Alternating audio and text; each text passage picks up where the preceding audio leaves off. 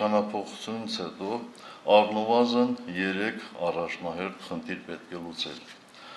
Առաջինը երկրի ներսում համերաշխության մթնոլորտի ստեղծումն է, որպես ազգային անվտանգության տեսանկյունից կարևորագույն խնդիր։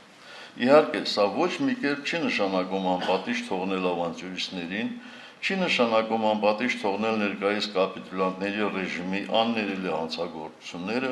շատ դեպքերում հանցավոր անգործությունը եւ խոսքը մեր երկրի եւ ժողովրդի պաշտպանությանն ու անվտանգությանն է վերաբերում։ Ավելին, սա նշանակում է խստագույն պատժի ենթարկել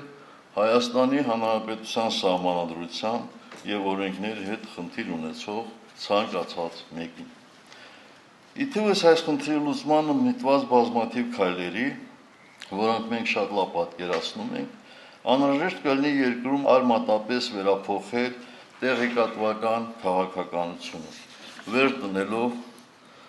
հասարակության մանիպուլացմանը, բևեռացմանն ու թշնամանքի քարոզին։ Երկրորդը մեր զինված ուժերի մարտունակության վերականգնումն է 21-րդ դարի մարտահրավերներին համապատասխան։ Դա միանգամայն իրատեսական է զորքերի եւ զենքի գրագետ կառավարման, զինվորների բարձր մարտական ոգու վերականգնման, զորքերի համակողմանի ապահովման կազմակերպման, զինվորական բարձրորակ մասնագիտական կադրերով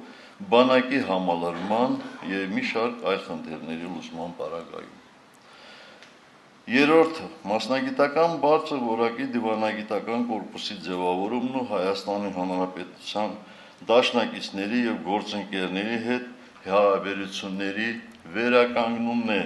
տարբերակելով գործընկերներին դաշնակիցներից։